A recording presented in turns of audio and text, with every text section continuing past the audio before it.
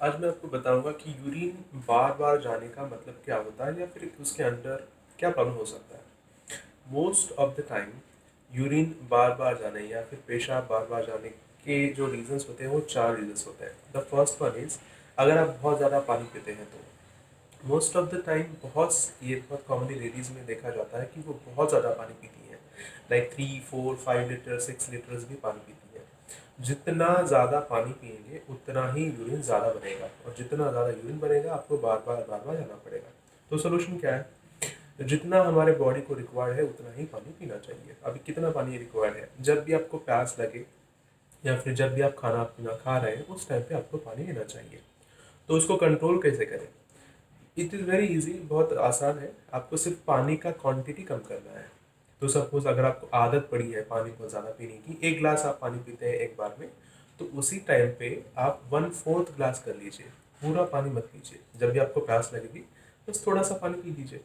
तो ये करेंगे तो पानी ऑटोमेटिकली बॉडी के अंदर कम रहेगा, ज़्यादा नहीं रहेगा, यूरिन का फ्रिक्वेंसी ऑटोमेटिकली कम होगा। दूसरे रीजंस क्या होते हैं? यूरिन ट्रैक्ट इन्फेक्शन में बहुत कॉमनली लोगों को यूरिन के लिए बार बार जाना पड़ता है। तो उसके सिम्टम्स क्या होते हैं? सबसे इम्पॉर्टेंट सिम्टम होता है यूरिन में जलन होना, यूरिन में पेन होना। और यूरिन ट्रैक्ट इन्फेक्शन में पानी जो यूरिन में आता है वो बहुत कम रहता है, मतलब थोड़ा थोड़ा ही यूरिन आएगा लेकिन यूरिन में जलन होगा। और ये यूजुअली अचानक से स्टार्ट हो जाता है।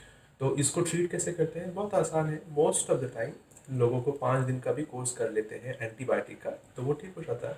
बहुत आसानी से वो ठीक हो जाता है। इवन एक सिंगल डोज भी लेते हैं एंटीबायोटिक का तो भी बहुत सारे पेशेंट्स में यूरिन का फ्रीक्वेंसी ऑटोमेटिकली कम हो जाता है। तो तीसरा रीज़न क्या है कि जो होता है जिसकी वजह से यूरिन बहुत ज़्यादा आता है? The third reason is sugar होना या फिर डायबिटीज़ होना। तो इसमें पेशेंट्स को दूसरे कोई सिम्टम्स हो या फिर ना हो, लेकिन हाँ, शुगर ज़्यादा होने से यूरिन का फ्रीक्वेंसी ज़्यादा रह सकता है। तो उसको डायग्नोस कैसे करें? तो उसके लिए टोटल 3 टेस्ट होते हैं। फास्टिंग ब्लड शुगर जो होता है खाली पेट का शुगर, जिसमें आपको सुबह भी उठना है, चाय कॉफ़ी कुछ नहीं लेना है, पानी ले सकते हैं, और आपका शुगर के लिए ब्लड का सैंपल देना है।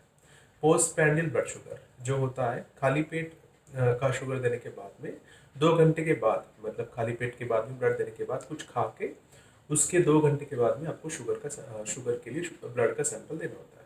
और थर्ड टेस्ट होता है HbA1c, जो कि आपके 3 महीने का एवरेज ब्लड शुगर दिखाता है, जो कि आप कभी भी कर सकते हैं। खाली पेट भी कर सकते हैं, खाना खाने के बाद कभी भी कर सकते हैं। शुगर अगर डिटेक्ट होता है तो उसको ट्रीट करने के बाद यूरिन का फ्रीक्वेंसी या फिर पेशाब को बार बार जाने का जो प्रॉब्लम है वो 100% ठीक हो सकता है। फोर्थ रीज़न क्या है? वो है प्रोस्टेट का साइज बढ़ना। अभी प्रोस्टेट लेडीज़ में तो होता नहीं है, वो होता है सिर्फ और सिर्फ जेंट्स में।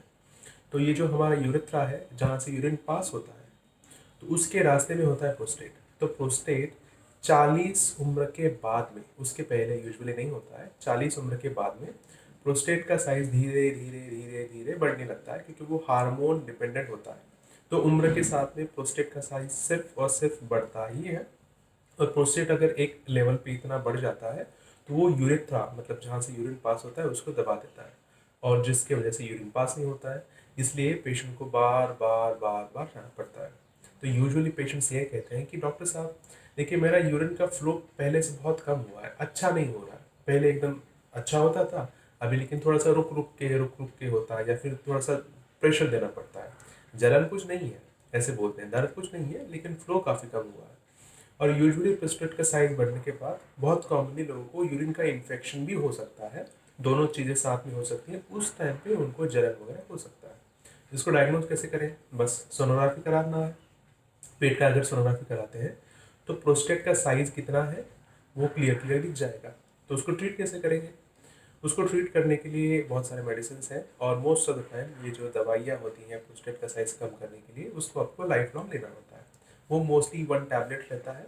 जो यूरिमैक्स है, प्रोस्टागार्ड है, सिलेडॉल है, ये 3 बहुत फेमस ब्रांड्स हैं जो हम कॉमनली देते हैं, जिसका एक टैबलेट रोज़ रात में सुबह कभी भी एक बार आपको लेना होता है। वो अगर रोज़ लेते ही रहेंगे तो यूरिन का फ्लो बढ़ जाएगा, और जो बार बार यूरिन आता है वो नहीं आएगा। और एक रीज़न है, अगर आप चाय कॉफ़ी ज़्यादा लेते हैं तो उससे भी बहुत कॉमनली लोगों को बार बार यूरिन आता है। तो चाय कॉफ़ी का फ्रीक्वेंसी कम करने से भी यूरिन का फ्रीक्वेंसी काफ़ी कम हो सकता है।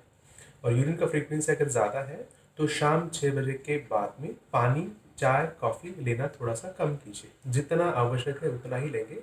तो स्पेशली सुबह में पी सकते हैं कितना भी, ताकि आप बार बार यूरिन को जा भी सकते हैं, लेकिन शाम में 6 बजे के बाद में पानी ज़्यादा मत लीजिए, ताकि रात में आपको बार बार उठना ना पड़े। Thank you.